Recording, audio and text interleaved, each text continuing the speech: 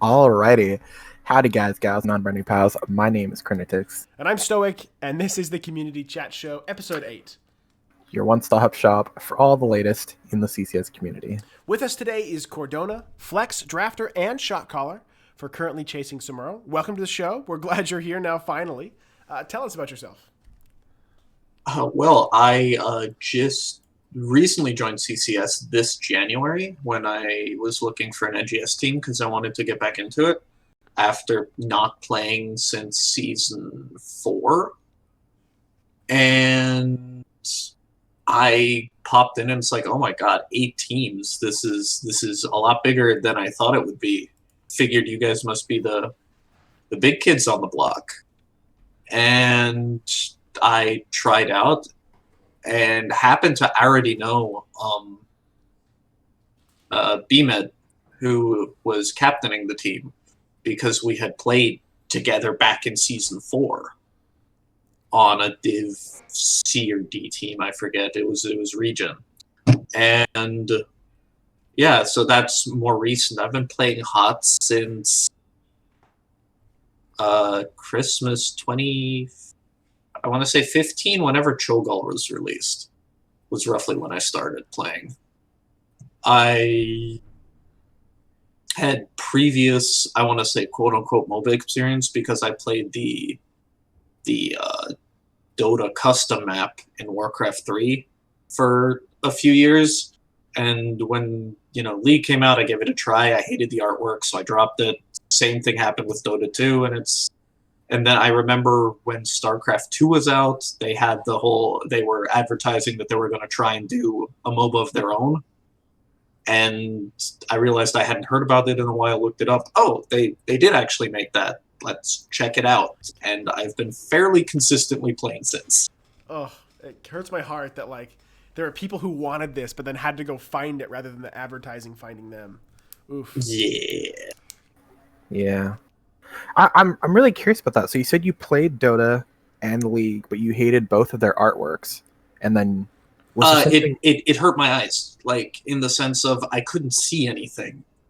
That was my I tried doing when HGC ended and they introduced the EXP patch that kind of crippled any type of early game macro advantage, which was the one thing I was kind of good at.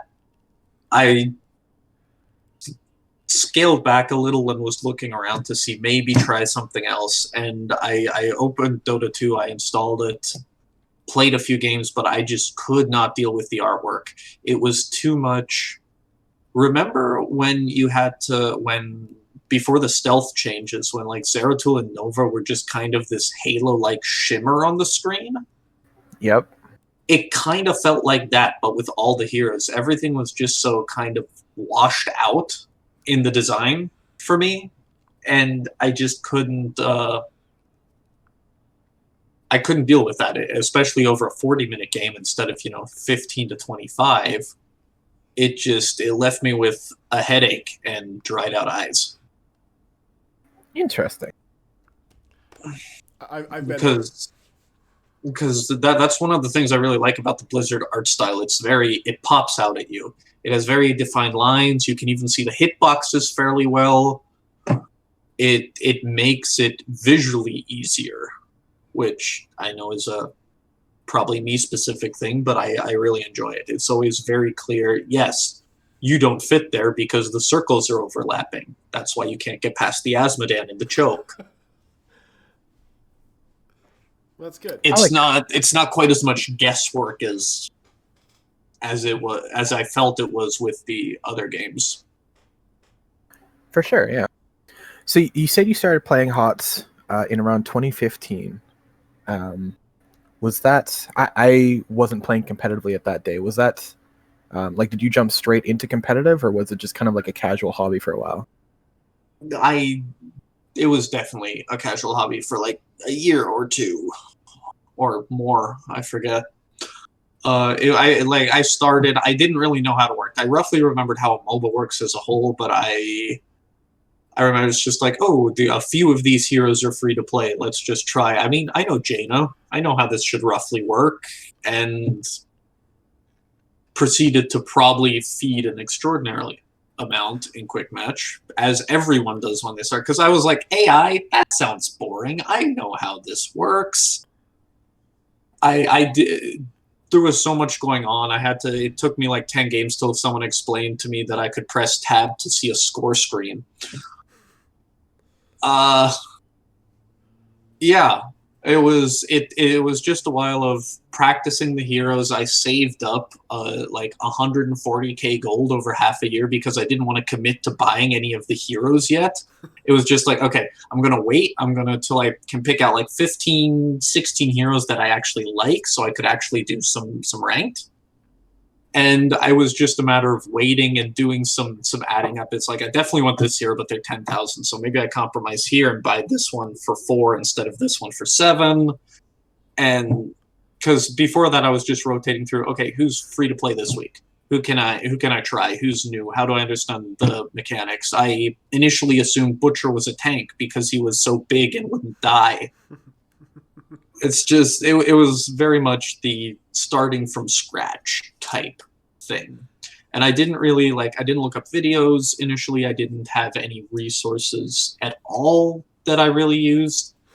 After some point, I found one or two YouTubers playing HOTS. I found, at the time, I think it was MF Pallytime and Kyberries were the first two that I found. And they were a good introduction because it was very casual. It was quick match. It was something, and they were talking about like base mechanics to work on. Check your mini map occasionally.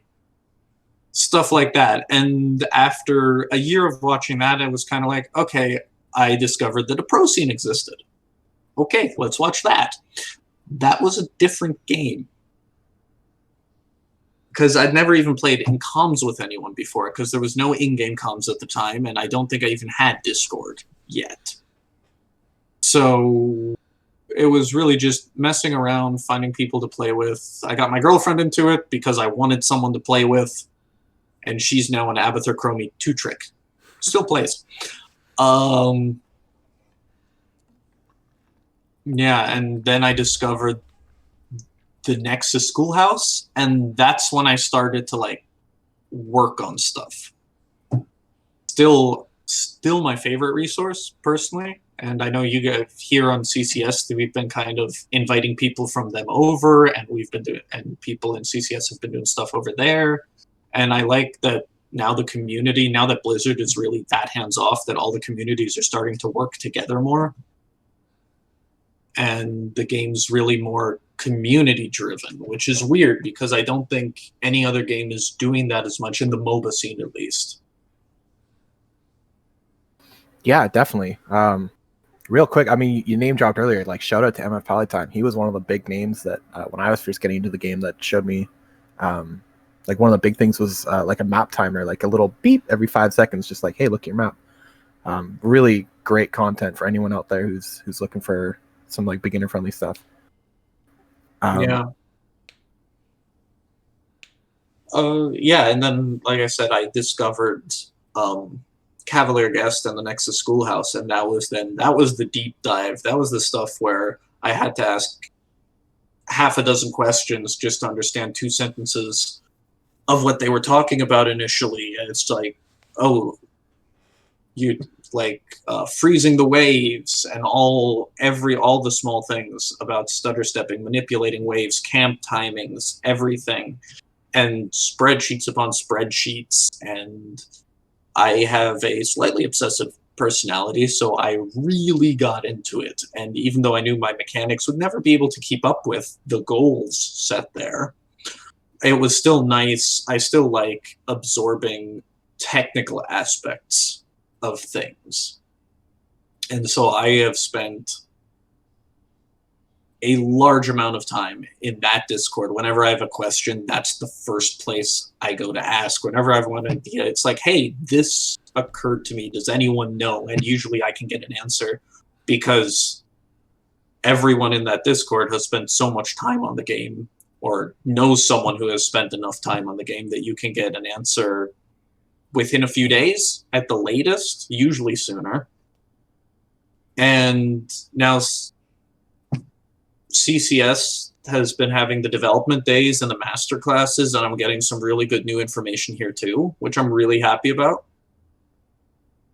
Yeah, for sure. It's I'm really happy where HOTS is right now, with one or two exceptions that have been bothering me for multiple years. But like, I want a map editor.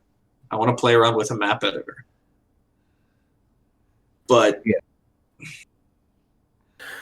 So you mentioned how you kind of played casually for a little bit, and then you discovered the pro scene, and you hadn't like even played with people in comms prior to that. What do you feel like was the biggest, I guess, hurdle going, or like change going from just casual to trying to get into the pro scene for you? well, I wasn't trying to get into the pro scene. I knew that was, different world. It was more my girlfriend actually was playing in comms then with a few people, and said, "Hey, I think I want to actually like try a more organized thing." It's like, would you be interested? Yeah, sure. Sounds good.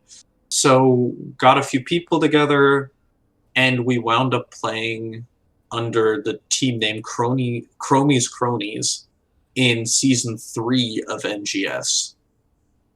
Back when one series was only 2 maps and you could tie.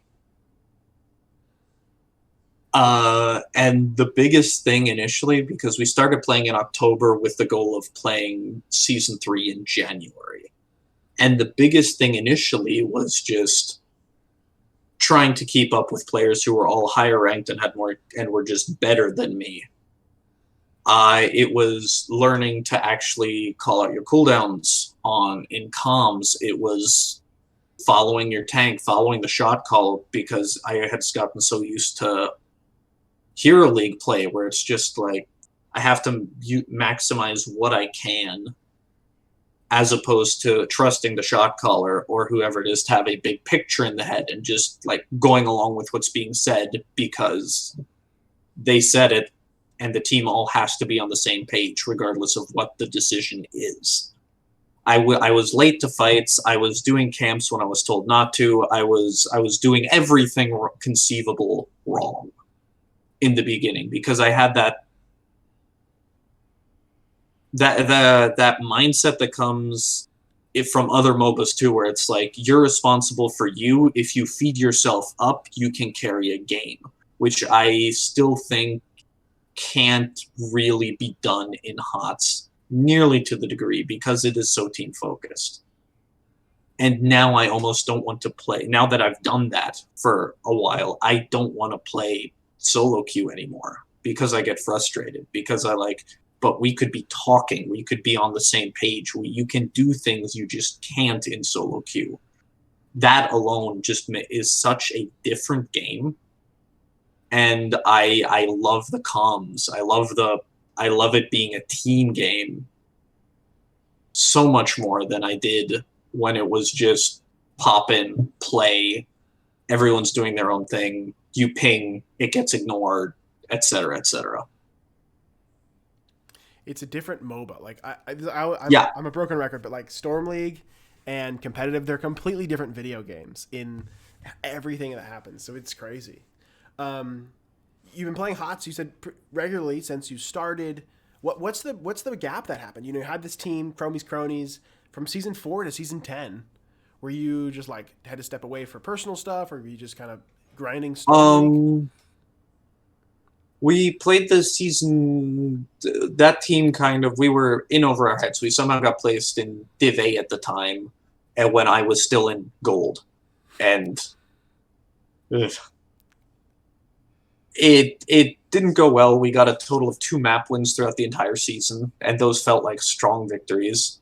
And then so I looked for a new team, found a new team, played there for a while, and for one season, and then stopped.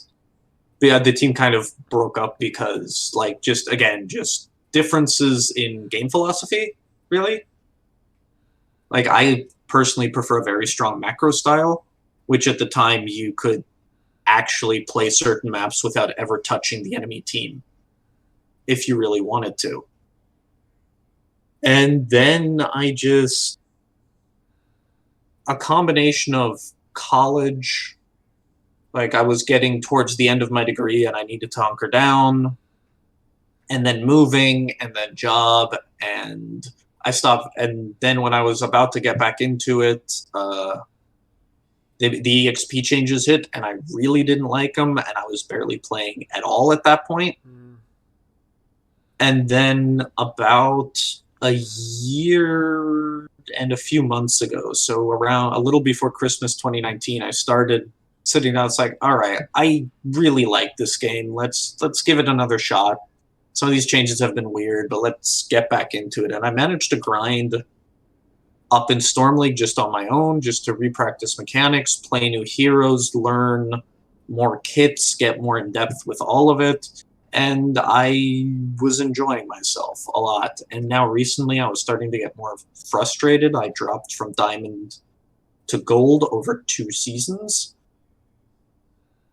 And it was primarily due to just frustration with other Storm League players, and I made the decision that I like this game, I want to keep playing this game, but I need a group. And that's pretty much what led me to look at the current NGS season. It's interesting. So you mentioned before that like one of the biggest hurdles you had to get over was kind of adjusting to people that were better than you, like when you first got into the competitive scene. And now it's like a big struggle is like solo queuing, right? You know, dealing with random. What does that kind of like? How does that reflect on your own self-improvement? Like when you're trying to work on a mechanic or improve your knowledge outside of like reading in the Nexus Schoolhouse and stuff. What kind of like in-game things do you do to try to improve or get better?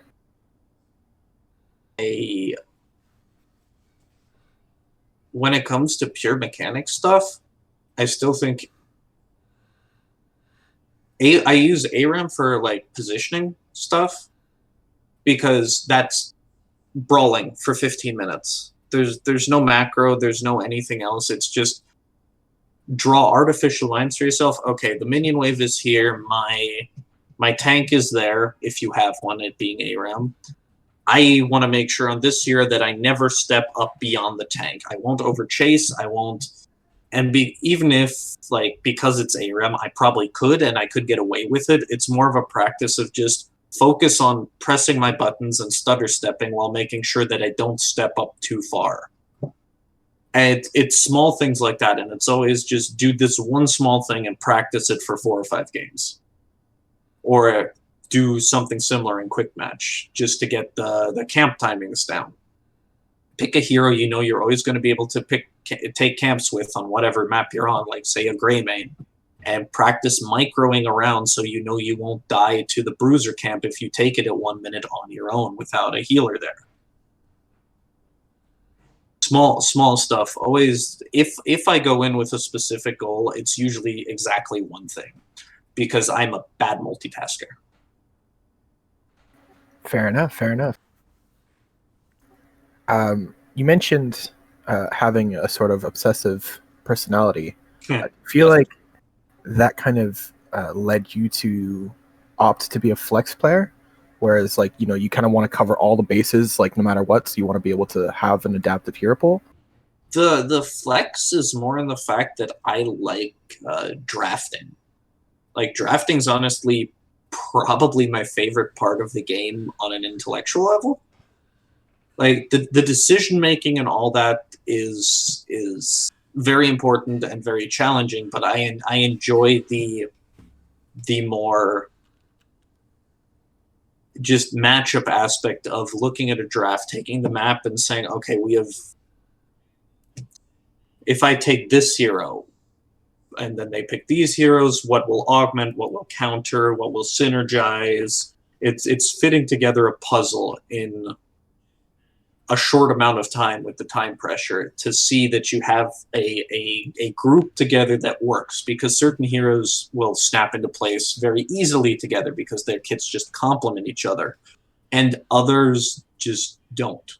They have either really kits that just don't complement each other at all or even counteract each other, or they have kits that can work together, but only if you work really well together. Like, say, if you have a Diablo and a Chromie, that can be a lot of damage on one spot, but the Diablo has to make sure that they're calling when they're going in and when they're flipping the target over, as to not mess up Chromie's skill shots completely and just take away all the damage from your DPS player, which means you're not going to get a kill, you're not going to get follow-up because you prevented the damage just by pressing a button, which is...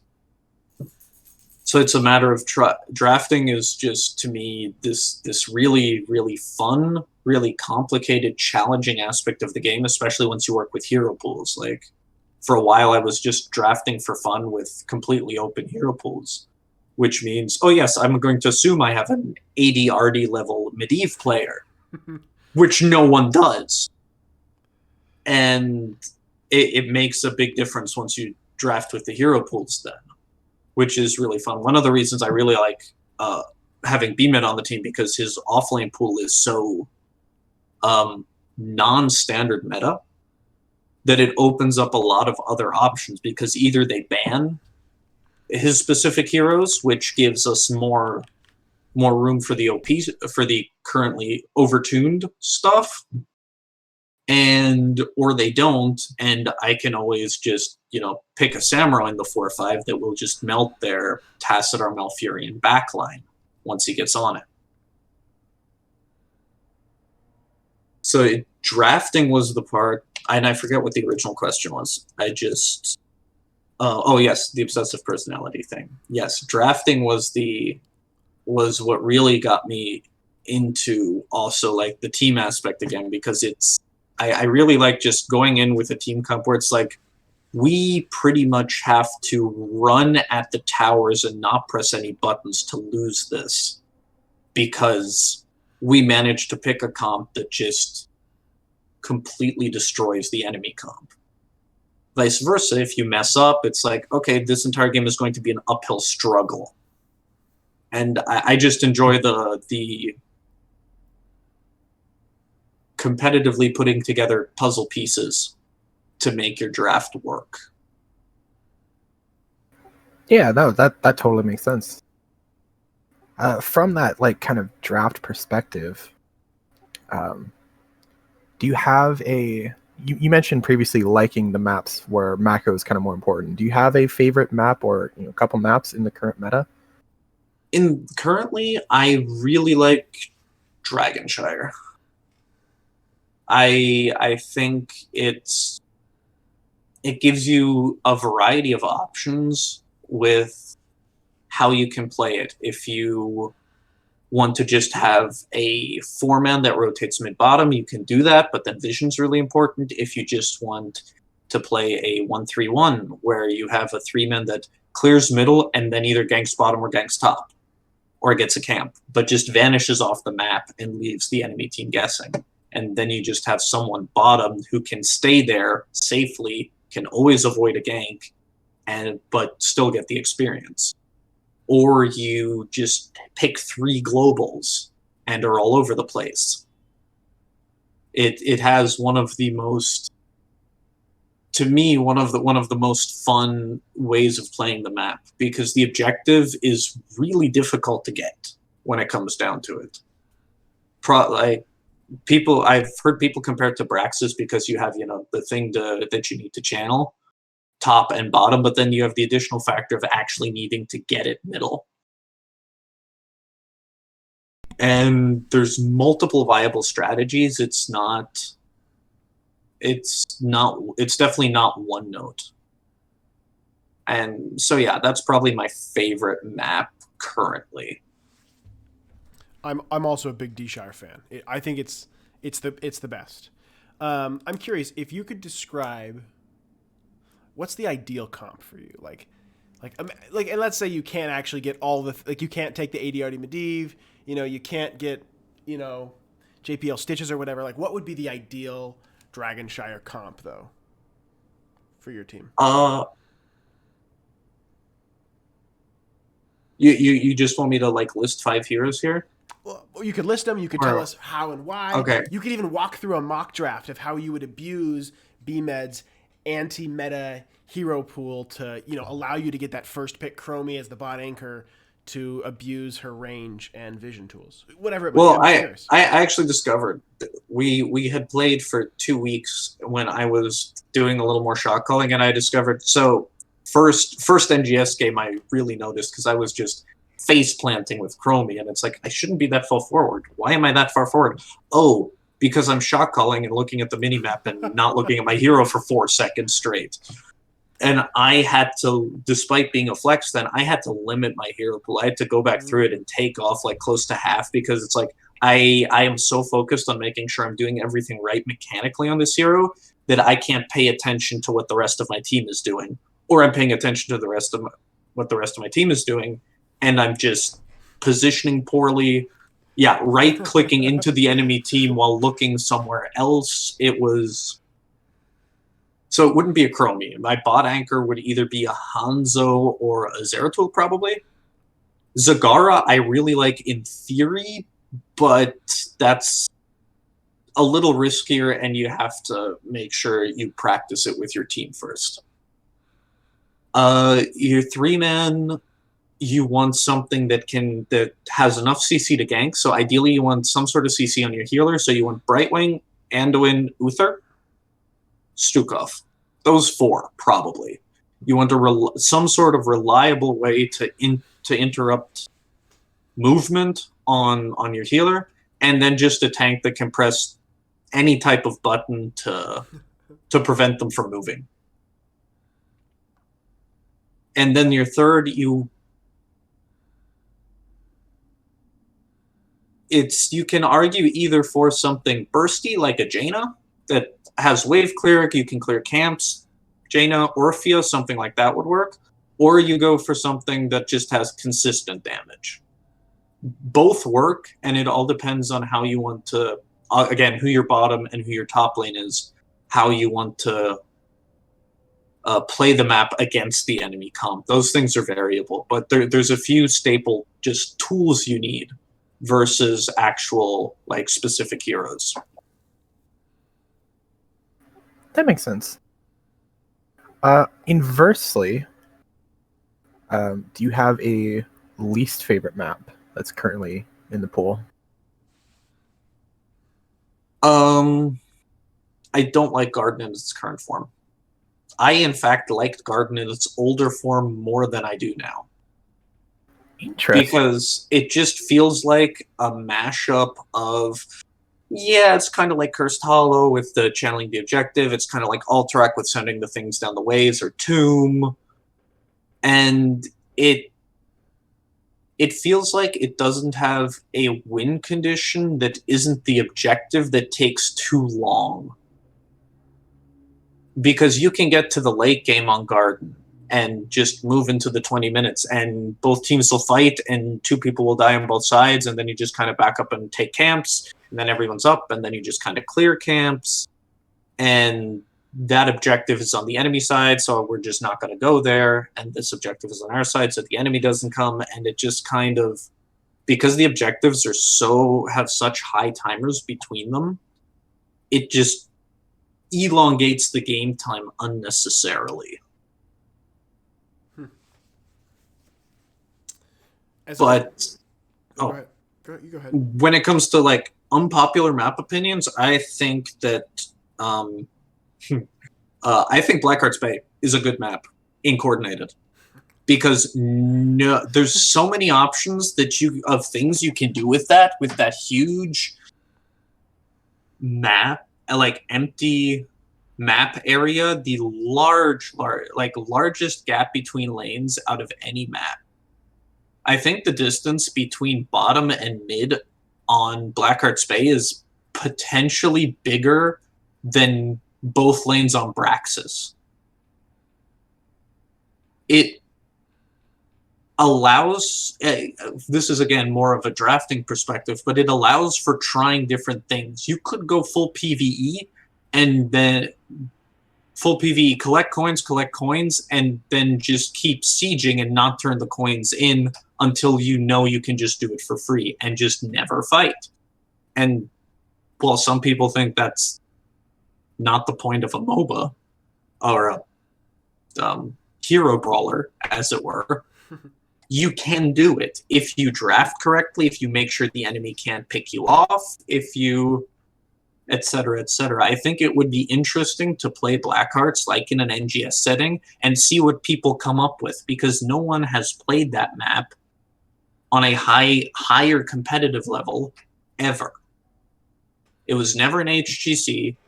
It was never played in any of the big tournaments leading up to it. It was just kind of moved to the side along with Haunted Mines and the first iteration of Hanamura, etc., etc. It was just kind of rotated out of Storm League as well and just kind of left for QM. I would have loved to have seen like Wildheart and Oxygen play Blackheart's Bay, just to see what they would like, to see what Cav would have came up with, and to see what Wildheart, like how they would have drafted on that because map. Double support sounds horrible on that map. And yeah, so that's one of the maps I would love to see in NGS, but I know that's not going to happen because everyone has a hatred for it, because everyone's experience in playing that map is in QM, where no one knows what they're doing. For sure. So you've kind of touched on your interest in drafting. Kind of give us a glimpse into how you became a shot caller. So back in, I think back in season 4, we had some switches around on the team, and our shot caller left, and it was just kind of okay, anyone want to try this? And I did, and I was very bad at it initially. It was a matter of like BPM of like 110, like during the late game. It's like, okay, can we actually end with this Punisher? Do we push in? Okay, let's try and push in. Oh, they only have one hero alive, but it's a Junkrat, and now half of the health bars of the entire team is gone because he just spammed Q at us, and we didn't dodge. It was very much a trial and error process, and I just kind of became the more vocal macro shot caller for this team because I was the most vocal coming in off tryouts. I didn't want to shot call necessarily initially because I like my drafting and I'm happy just sitting in my corner and doing that. And BMed was kind of shot calling from the off lane, and that worked to a degree. But with us coming in and no one having played together before, it was a little more. We needed to make sure we were all on the same page. We also had some microphone issues where our tank would like call in a gauge and none of us would hear it because his mic happened to cut out. Or one of us would say, we're going to camp, and the other 3 were just focused on what they're doing, saw the chance for a kill, and would go in. We weren't restating. We weren't doing all those small little communication things that just help. And the team as a whole has gotten really, really like much better at that throughout the season, and I'm really happy because I remember when I was learning how to like just talk on a team, I needed like 3 times as long as this has taken, so that was nice. It was the shot calling itself is still really difficult for me, and I still make bad decisions quite frequently. Our first NGS game, I called for us to basically race core, and we lost it despite us having 5 on their core and them only having 4 on ours. And us going through a fort with like a sliver of health this much, then the keep, then core, and them going through a full fort keep core faster than us, simply because I forgot to look at the talents tab and see that like their Zul'jin was Q build and could thus put out disgusting amounts of damage on our core that we couldn't match. And so you just make calls sometimes in the late game, and it's just like, okay, this is either going to work or we're going to lose. Yay. Yeah. And sometimes that can really like get to you for the next game after that, and you just have to make sure it doesn't do that. I find shot calling to be really hard. I'm going to be honest. It's the most stressful part about any game for me. Interesting. Yeah, I kind of have had similar experiences, right? 'Cause being both the drafter and shot caller for CCS 5. And something that I've noticed, we've only been playing together a short while as well, but something I noticed is that drafting and shot calling, there's some strings attached to them, right? In drafting, you're trying to build a win condition, and then in shot calling, you're trying to make sure the team kind of stays focused on that win condition. Have you had kind of similar experiences in that, like, kind of building around a win condition and then, trying to keep everyone working towards that same goal? In theory, yes. In practice, I sometimes get so caught up in the details of what's the next step that I lose sight of this is what we need to do to actually win. Because when it comes down to it, the goal of any game is getting the enemy core to 0 health. It doesn't matter if you've been losing most of the game. If you win a late game team fight and wipe all of them, great. But what if you forgot to draft building siege and we're relying entirely on the objective to do that? What if, etc., etc.? What if the only way you can actually push is if one specific DPS is with you because the other DPS doesn't really have any direct, like, good building siege damage? And it's a matter of then adapting, which the team has gotten much better at very fast, not because we necessarily were aiming to have an adaptive playstyle consistently, but because I sometimes just blank on, oh, right, this was actually what we were supposed to be doing, and I have been shot calling in a way that doesn't let us do that. A tool I found, like what we've been doing more recently, is making sure that we just go over, okay, this is what's happening up until first objective. We are rotating as 4 here. We are going middle. We are going top. We are clearing middle again, and then this DPS and this healer go take the turret camp on Volskaya, or whatever. However you're doing your rotations, getting your camp on Cursed Hollow. It's like, where's the objective spawning? Okay, we're getting giants early, or we're getting the bruisers early.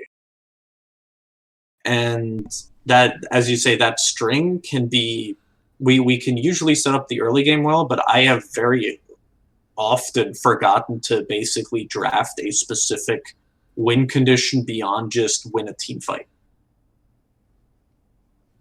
And I've been working on it, but... How does your team... You've shared with us some, like, honestly, some vulnerabilities here. Like, I've made this mistake, is calling out specific things, places you've made missteps. How does CCS 8 deal with when mistakes are made by you or anyone else on the team? The biggest mistake we make when we get fed up is we go silent. And when our comms drop, things usually get worse. And this is every single member. We're good at, like, we're not insulting our teammates. We're not arguing. We don't argue during games. We avoid that. But to avoid that, we stop talking. And I do it where I'm just not saying anything when I should be shot calling, and then someone will pick up on that and just take over. It's like, hey, how about we do this camp? How about we do something? And that helps us snap back into it. Like when one of us like stops talking, we will try to like directly address, hey, you haven't said anything in 2 minutes. Is your microphone working? Are you with us? What do you think we should be doing, or something? And it's been working for us more now. Initially, we would, once our comms would fall apart, they would stay apart, and now we can pull us back together if one of us happens to tilt, which is I'm really happy with, especially for myself, because I used to, if I tilted, I was done for that game, potentially the next one, which is really bad when you're drafting. And I feel like I'm at a point where I can just kind of compartmentalize one game at a time, at least. So yeah, that I would say is our biggest problem, and I think we've made great strides to improve it. I'm really happy about that one. That's awesome. Sorry, go on, Stock. I was just saying that's huge. Like, I mean, like being able to overcome that. I mean, on PRC we're struggling with that too, but being able to overcome that and feel like, okay, we've got this down, or we've got the strategy to deal with that that's impressive for a team that's been together since. I mean, I don't know, the January. The call went out in January, so that's awesome. For sure, yeah. On the topic of your teammates, we got a question from Imran in the podcast channel. Who is your favorite teammate, and why is it Imran? Am I pronouncing that right, by the way? Imran? Imoran? Imran, yeah. Okay. No comment. Understandable.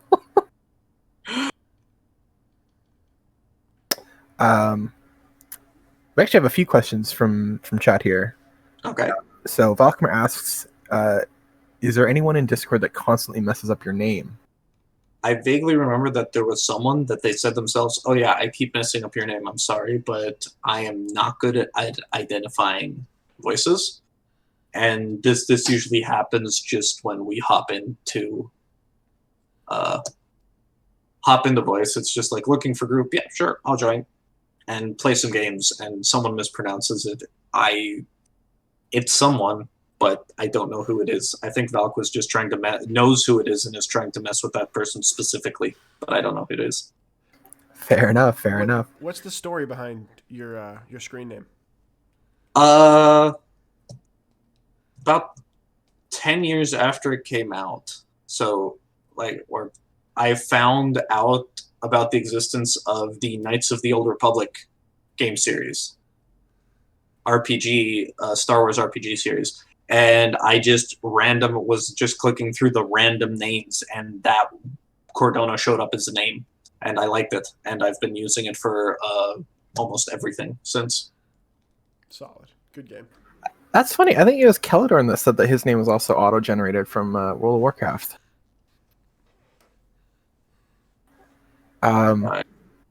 So another question from Valkymer. If you could develop something new in the CCS Discord, what would it be? It's not so much develop something new, but I know that the drafting channel that we have here, there are some other Discords that have a Probius bot, which basically helps you, creates an auto layout for drafting. It just, you type everything in and it just gives you an updated, basically old school mini UI that gives you a good overview about draft order. Does all the tools for you. You type in the map, it'll tell you what map it is and make sure you have all the information in front of you, almost like you're in game. I think adding the Probius spot would be nice. And the other thing would be maybe teaching the overzealous censor bot that it's, just reining it in a little. It's overreacting sometimes to words that surprise everyone that it's reacting to. Yeah, I know that I can verify that the censor bot is definitely something that they're constantly working on. But as far as the Probius bot, Valk, if you're still in chat, I've seen the Probius bot in some other Discords, and it looks pretty good. Another question from Valkmer. I think this is the last question we have from the chat. What is your favorite off-meta type of hero or playstyle? There are a lot of heroes where it's like, if you put that work in specific situations, like I think Probius would work as a 4-man mage, but the amount of practice you would have to put in to get the same results as just playing a Kael'thas, a Li Ming, a Tassadar is like 2 to 3 times as much, which is the problem. I think Valera is a fantastic flex pick on open maps for gank comps because she has a disgusting amount of CC in her base kit, but you need to practice her, and you need to practice her with the team as well. I think most heroes are viable in some way, but the amount of practice you have to put in does not correspond with the amount of value you would get from it. In that same vein, what's the what is that hero that is like highest amount of time to reach the ceiling, but also that highest ceiling in your opinion? Like people like often say, oh, like Zeratul or Maiev, or Medivh have that like infinite ceiling, but also infinite practice time. In your opinion, what is that hero? Single hero? Yeah. Honestly, probably Samuro. Really? Yeah.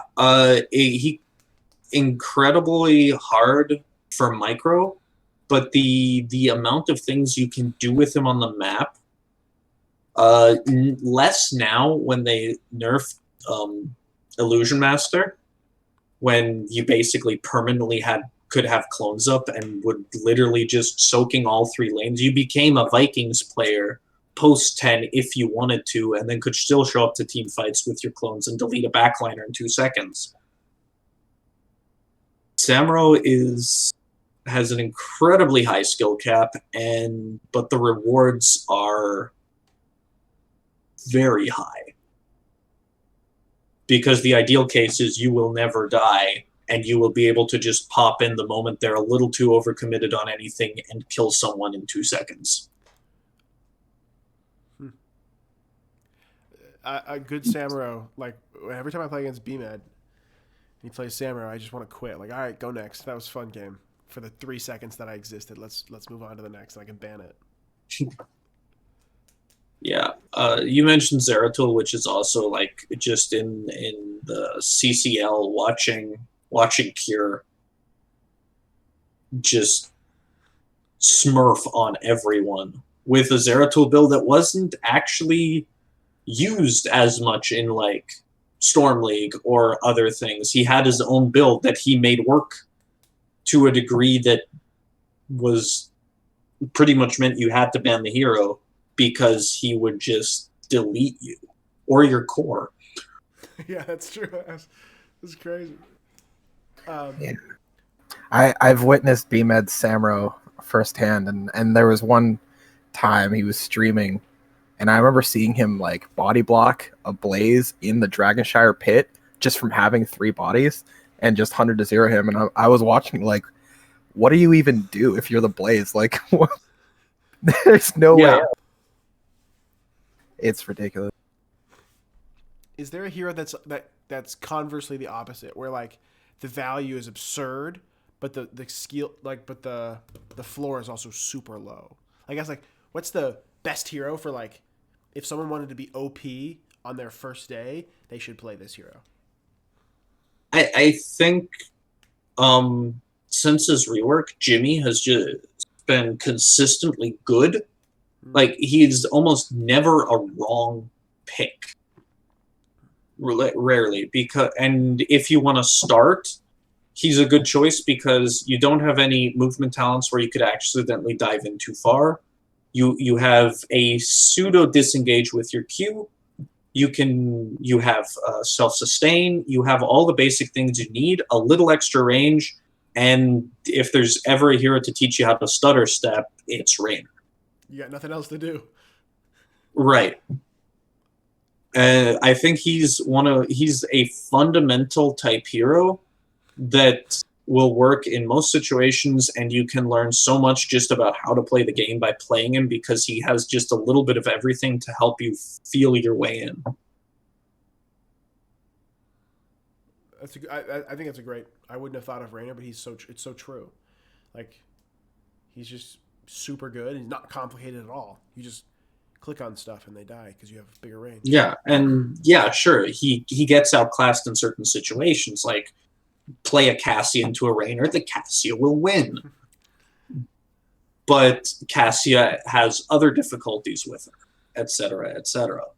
And I think just if you're starting the game, Rainer is the easiest, because ranged auto attack is probably the easiest like type of character to play anyway to start with, because you don't have to watch your cooldowns as much as you do with certain mages, like say Jaina.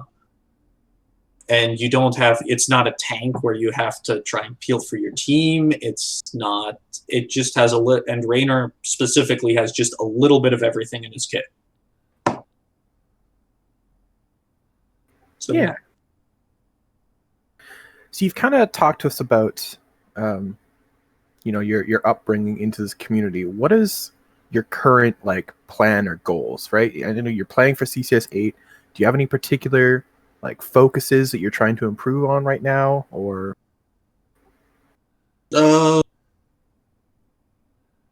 Personally, I don't have time to work on any specific goals beyond just the basic team goals. I want to, like, I occasionally get the moments like, I should practice maybe this hero for the niche situation that we might play that hero ever in the format. And then I remember that I don't have time, sadly. My non-practice playing time is not nearly where I want it to be, but so I can't really work on things, sadly. Fair enough. Do you see that changing anytime in the near future, or is that something you don't really want to get into? It's just that I have an erratic work schedule and can only plan on a week-for-week basis. That makes sense. Yeah. So I guess kind of in that same vein, it might kind of just be the same answer, and if so, that's totally okay. But like, what's kind of next for you? Do you have any kind of plans going forward, past the current NGS season? I mean, I'd like to continue playing with the team, ideally, but yeah, real life stuff might happen, might not. Who knows? I think Nexomania for the off season. I haven't actually played in that yet, so that might be interesting. I can confirm, as someone who's played in both, they are very fun. Yeah, and interesting as well. Interesting. Nexomania is a great tournament. You'll get to play BHB there if you'd like it. I mean, I think some people would be pissed. Like, if you're in my bracket and we have to play Blackheart's Bay, I'll be kind of ticked. But well, you'll get your. I'm also don't worry. I'm also starting from zero on that map. I haven't actually played that draft style or sat down and looked at it, because why bother? It's never going to come up. Yeah, that's true. I think the same. Interesting in this vein of like what's the competitive meta? You've talked about CCL. You've talked about HGC. What's your relationship with like watching pro scene? Is it something like you have blocked on your calendar to watch CCL or to Storm Division, or what's that like? Again, I haven't been watching Storm Division really. CCL, I tried to catch at least some games. But again, work schedule is it's a 7-day week job, and sometimes I just worked both evenings on the weekend and couldn't see any games. And then I'd just ask someone, hey, what was a good game to watch, like for a specific something? And then maybe watch 1 or 2 games out of however many were played that weekend. Not even full sets. But I made sure I watched the first weekend. I watch I think all of the finals, and I enjoy watch parties for those. Like I'm not. It's more fun to me to sit around. Maybe that's just uh, that kind of like watch sports with friends type attitude. But it's nice to just hop into a call and sit down with 2 or 3 people and just kind of chit chat while the game's going on. Maybe we Yeah, need to sure. organize CCL watch parties, like CCL in-house watch party. There you go. Yeah, for sure. So something I was kind of curious about. Have you played any other games, like whether video game or card game, competitively in like prior to Heroes of the Storm? Competitive? No. No. I I've played a lot of video games throughout, like since I was 6, starting with like scholastic educational computer games into when I got my first laptop when I was 11. I played the Harry Potter and the Sorcerer's Stone run and jump third person game, and then I got played Warcraft 2, and et cetera. It just kind of developed. Got a few friends that all had my computers at 13. Would play Counter Strike Source, the 3 of us against a boatload of computers. And then eventually, like, you get 15, 16, you start going to some LANs, and you play like just competitive fun. But otherwise, apart from HOTS, I haven't really played anything like online competitive, as it were. It was always just a few friends get together, community gets together, plays a LAN, which I haven't done now in 10 plus years. But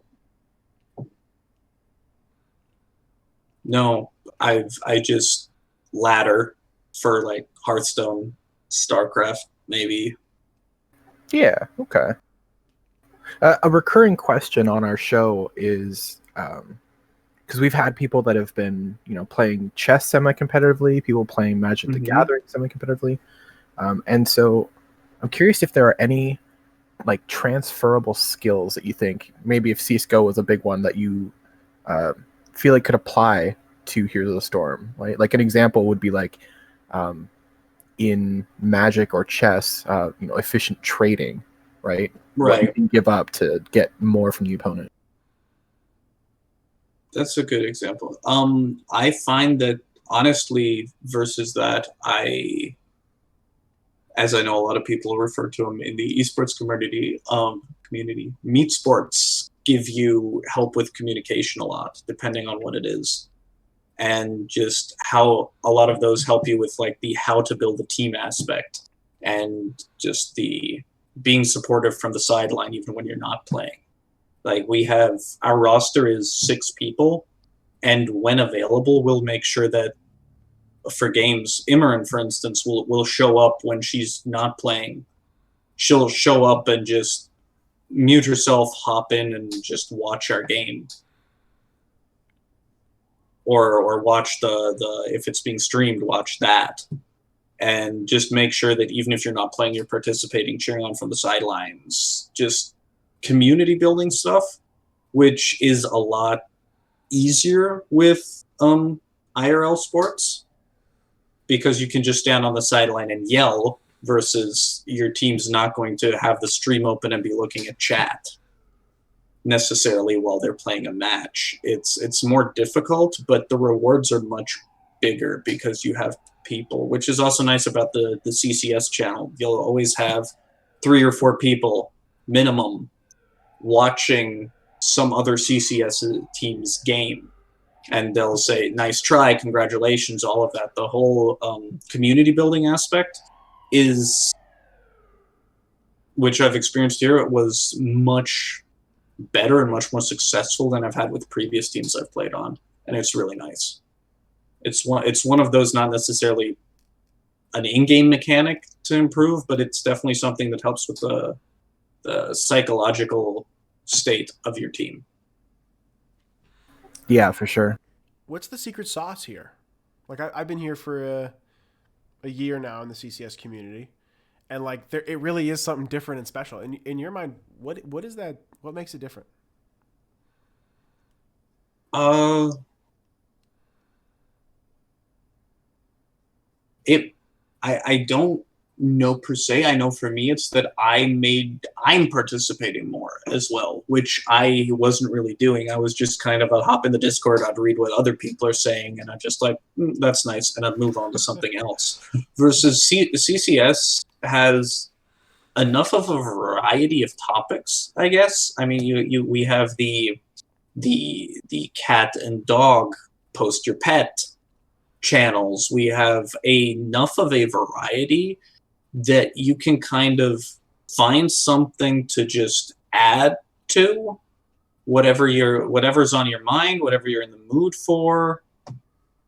And once you start participating, it's really easy to continue that. And that, I think, that's the difference. It's just a good structure for the Discord and a general very positive vibe overall.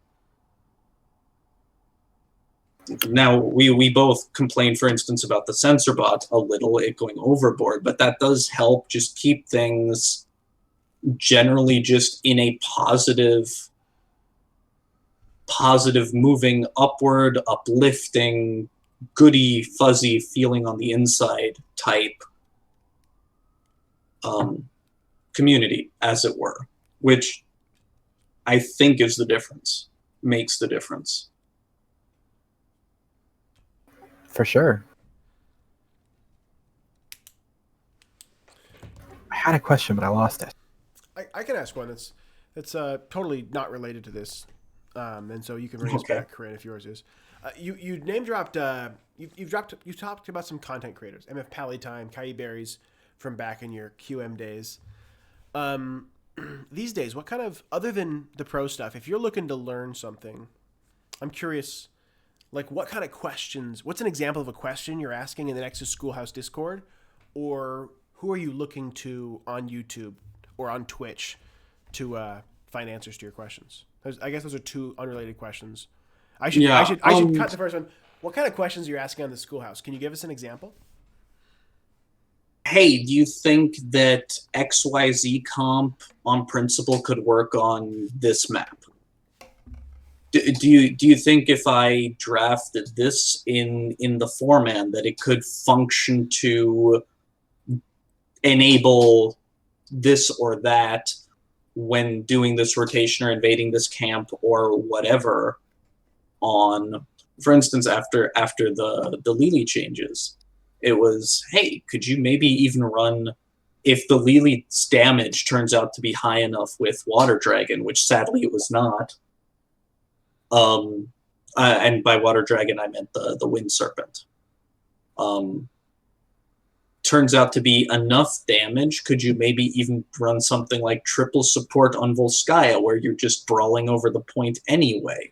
And make sure that you have then, that you, because you have triple support, you just use a bruiser with higher damage as your main tank, like say a Sonya, as long as you have 3 supports with the Sonya to make sure she will never die and just eventually kill everyone. And then debate ensues, and yeah. You kind of figure out, maybe could work if would need very specific draft. You kind of have to be second to draft 2, to have your 1 support up there and then draft 2 more supports in your 4-5. Otherwise it becomes too obvious, etc., etc. Interesting. Yeah, on the topic of Lily, anyone in chat who's looking for a fun time, Nano Water Dragon is really cool. I did remember my other question. So something that I've been finding since playing HOTS competitively is that like I don't really play any other games that much. Like I'll sometimes I'll take a break and mess around on Terraria for a little bit, but like I find that like all of my free time goes to HOTS. Do you find that it's kind of similar, or are there any other games that you're kind of playing at the same time? I have phases where it's the only thing I play, only thing I want to play, but I have games that I play with very specific people still, where I exclusively like that game is set aside to play with my sister, who is 6 time zones away. So we'll just like get in a Discord call once a week, sit down and play Star Wars: The Old Republic for a few hours. But apart from that, it's primarily HOTS, and I'm playing a little bit of Hearthstone just as I've got 20 minutes. I can play 2 quick games. But yeah, it's mostly HOTS most of the time. But when I do get tired, I'll just pepper in this, pepper in that. Okay, that makes sense. Another recurring question on our show is, do you have any like pet peeves, things that you encounter either in solo queue or just playing with like randos, teammates, whatever?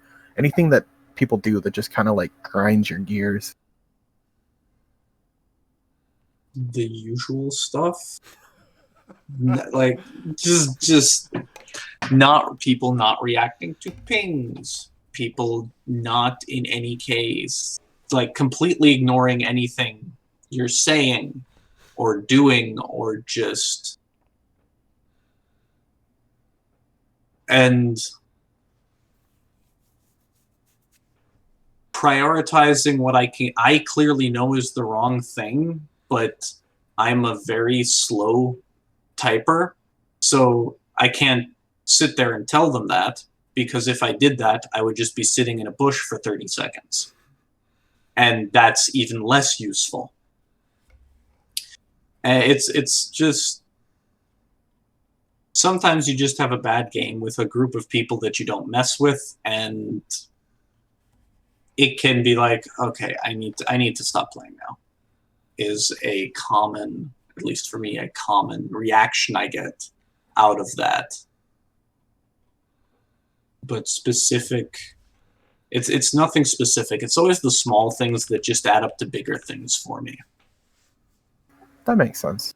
But yeah, people calling GG after the first objective, for instance, it's just really. Yeah, that's a big one. Those people.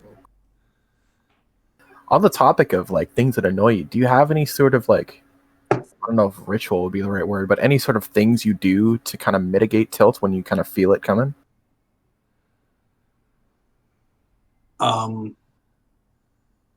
Like for instance, I like to go pet my dog. Oh, in that I pace, but that's not really that's more of a long-term thing. If I get too tilted or too aggravated, I generally will just completely log out of the game and just take half an hour, and do something else, anything else in between to take my mind off it before I start playing again. I try to avoid playing right up until practice, because I want to go into practice with a fresh mindset, because again, as we said earlier, it's a completely different game. Like, playing with a team is very different from messing around in QM, ARAM, Storm League even. It's a different game, so I need that gap to kind of reset how I'm playing the game mindset. Yeah. Has there ever been a time when you weren't able to do that? Like, and this might be like too much, but like, was there ever a time when like you just couldn't shake it? When I fell from Diamond 4 to Gold 4 over the course of 2 seasons or 3, consistently just. I tried then, as I was going down, say, okay, stop focusing on everyone else's mistakes. Stop doing that. Just sit down, do your own thing. And I would try that, and we would lose anyway, and it would just be incredibly frustrating, and then I'd stop playing for a little. I'd get on later that day, lose some more games. I'd get on the next, I'd stop. I'd get on the next day, win one, great. Things are better today. Start playing and then lose 3 in a row. And that was honestly the point that kind of got me to, I need to sign up for NGS again. I need a team. So while that was definitely a not fun point of playing, it led into playing in a 5-stack again, playing competitive again, which overall has been very, very nice. Yeah, I queued for so long solo, and so it's so refreshing. Just to like one of the great things about CCS is like not only do I have like when I played for CCS 3 like had this team, but also like just jump in schoolyard and inevitably in 15 minutes somebody will jump in and then Yeah, you'll have someone pop in, and then you'll build up, and you can just post in looking for group, and you'll have a group fairly quickly, even if it's just quick match. You're not looking to like play ranked, even if it's just quick match. You still have everyone in comms. You're still practicing the things you want to be practicing in game, and just chatting. like we played customs on Saturday. Just like randomly had 5 people or 10 people there, and all right, let's get some customs, which is even better than having to queue with 5. Oh yeah, definitely. One of my favorite things to ask is, do you have any liking BHB or wanting to see BHB and NGS? That's a hot take. Do you have any other hot takes? I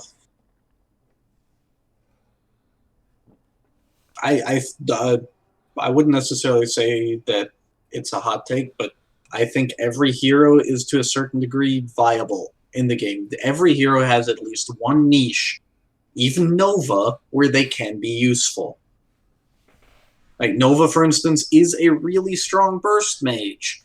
You just need to figure out how to utilize her with your team. That's the difficult part, but it is doable.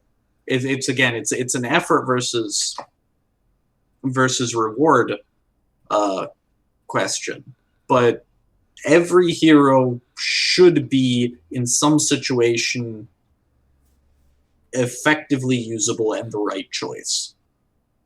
And that's one of the things I like about the game is, despite having clear tier lists and this hero has really good numbers right now, this hero is just good in the current meta, you can play any hero on the roster to success if you were to grind it out. Every hero could be one-tricked if you really wanted to.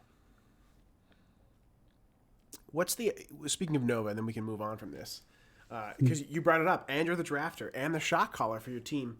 What's a situation where you would draft Nova, saying she's the perfect pick?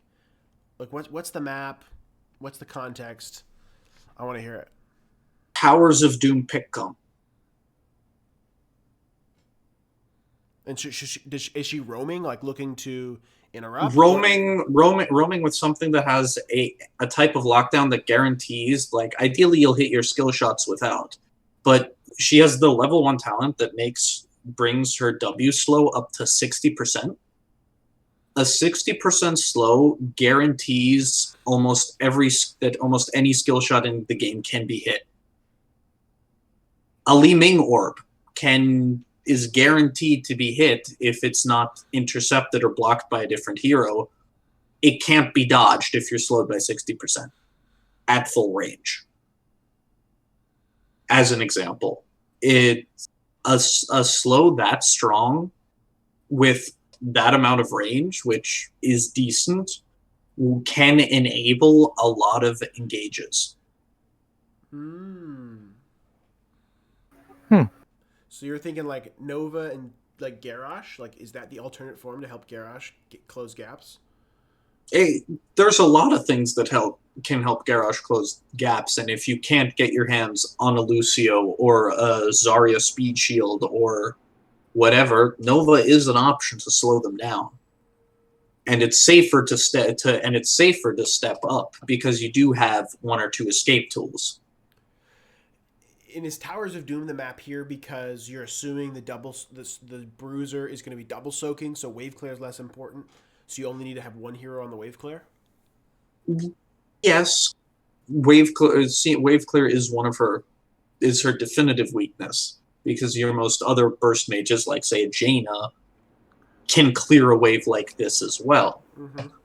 But Towers of Doom, because it does allow her to roam more, there's plenty of bushes. You can use her clone to scout quite effectively. You can just, at a distance, set it in a bush instead of forcing your tank to use something. And Bribe is also surprisingly useful, because Nova's Bribe is unique in the fact that it has the effect that if you bribe the entire camp, the camp cooldown is set to half, which with the sappers and bottom lane can be quite useful. But Towers is just a map that suits Nova's kit of being able to poke from a distance on objective and stall as well, and a surprising amount of burst, because Towers is a map where catching people on rotations can be devastating, and she has enough damage to punish most heroes significantly for a poor rotation. Now I want to play it. I want to run this. Bring Nova. Player.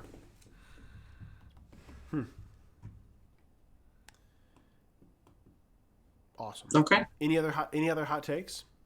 No, not really. Macro good. You really only need to win one team fight post 20 to end the game. I agree with you there, brother. Yeah, I think that's probably something that kind of seals the deal for me as to like HOTS versus other MOBAs, is that in other MOBAs, like League of Legends, for example, if somebody is like fed, there's very, like, they have to make a massive mistake for you to win. Whereas in HOTS, like, comebacks happen all the time. Yeah.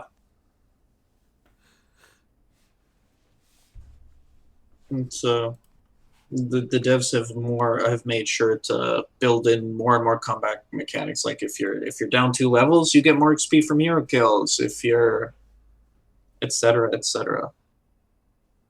Mm-hmm. Well, we're coming up on over an hour now, almost an hour and a half. Okay. Was there any questions that you were like prepared to answer that we didn't ask? Nothing I can think of off the top of my head. No. Okay. So on that note, do you have any shout outs? Yeah. Overall, just CCS8 as a whole. This has been it's been really nice, despite an incredible amount of growing pains. I'm really happy with the direction we're moving in. Like Ewok started out as a playing tank after having no experience playing a tank competitively, and makes incredible plays. We have a solid amount. Everyone on our team almost can play a secondary support. We have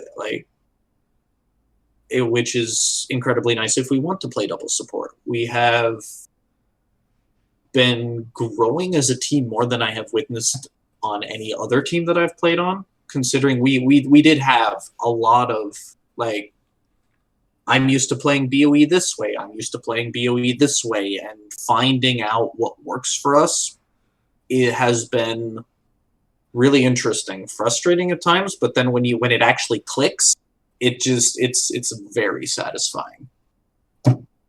And CCS8 as a whole has been just a very, very positive experience when it comes to making a team work. That's amazing. That's good. I mean, yeah. That and I think every person who we've asked who shouts out their team, they're all saying it's great, which is amazing. You see other orgs where their teams are falling apart or having issues, but we're all the CCS teams, everyone's digging it. So that's good to hear. Well, that about wraps us up then. Okay. Thanks, Cordona. Thanks for coming on. Chat, thanks for being here for the evening. Our next guest we'll announce tomorrow. The invite has gone out. We'll see what happens, but we'll all will know who our next guest is next Sunday at 11 p.m. Eastern. What do we? Shout out to Valk's mom. Shout out to Valk's mom. What a perfect way to end. All right, everybody. We will catch you all next week. Cordona, again, thanks for coming on. You're a great guest. We will Well, it was fun. talk to you later. GG's. Adios. GG's, everyone.